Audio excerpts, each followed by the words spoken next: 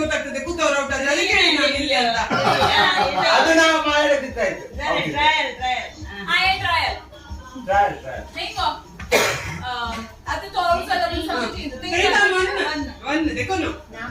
पुणो पक्कन री येता नंका आउट झाले तुम्ही ते इंटर बसले असेल उठा मी हम उठा हां ते ओके चल स्टार्ट ने हां 1 2 3 4 5 6 आउट आउट 7 बोलना था ना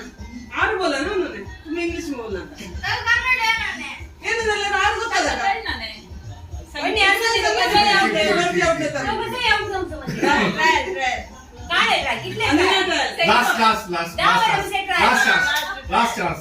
यहाँ से वन बोलो 1 ಎರಡು ठीक आहे आउट ते काय नाही ना बाले लास्ट ट्रायल